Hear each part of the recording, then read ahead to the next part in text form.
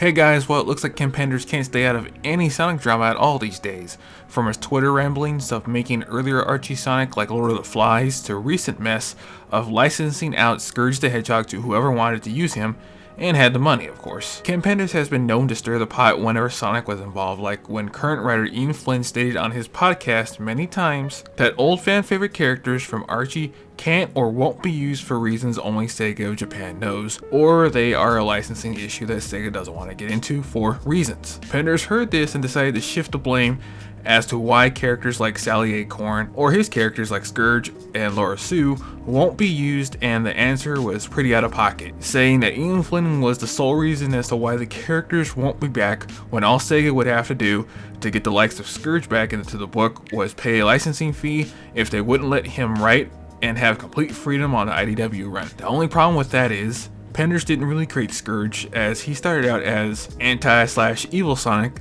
that had shades and a black jacket, and it was only when Ian Flynn redesigned him into the Scourge of today. So technically, Ken didn't really create anything about Scourge really, or any of the other characters. After that little history lesson is out of the way, we jump to 2021, where Ken licensed out Scourge to a fan comic team which consisted of YouTuber and comic book writer Andrew Roby, who is also the co-creator of the web series Rush. The comic series with Scourge was going to be called Scourge the Sweet Demon, but it already had some controversy with it when it was pointed out that the lead artist Fugbug followed and liked far-right figures and grifters on Twitter. I looked to see if it was true from the screenshots that were taken, but couldn't find anything, though I did see the account got scrubbed of anything recent, as when the posts from February are the only recent things on the account. So something did happen. Let's shift gears to the head writer Andrew Roby, who wrote something questionable in the series he co-created in Rush, which the main character named Bolt, who has super speed and is an amalgamation of Sonic and Dante's personalities put together,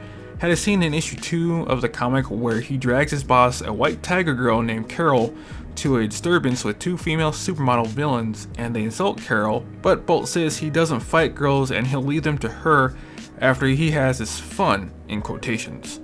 which is to strip them down and play with one of the bras as Carol finishes them off. This was brought to Ian's attention on his Discord when he said that they paid for him to review the comic issue and bluntly told Andrew that stripping the female villains in the middle of the street with express purpose of stripping and shaming them was a form of sexual assault. He was very upset by the remark, and I can see where Ian was coming from, as Bolt seemingly wanted to strip the girls down and play with the underwear, which looking back at it is kind of gross and not funny at all if that was an attempt at humor. At the time of me writing this script, Andrew has canceled the series due to hostility and unacceptable behavior, but the book getting canceled in less than a week isn't the craziest thing that happened in this arc, as the Thanks Ken Penders Tumblr account posted that Scourge the Speed Demon wasn't the only comic in development,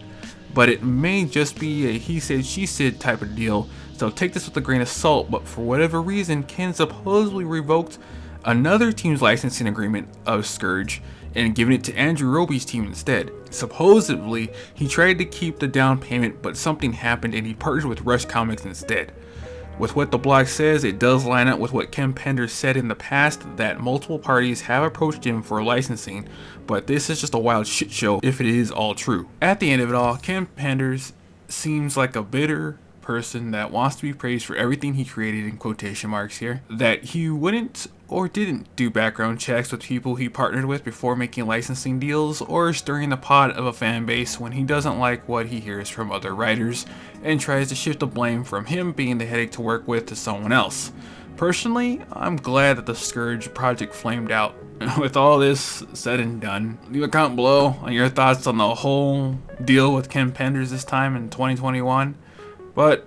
as this is the end, stay safe guys, and see you on the next video. Hey, glad you can make it, but if you could be so kind as to leave a comment and maybe subscribe so we can keep the lights on. Thanks.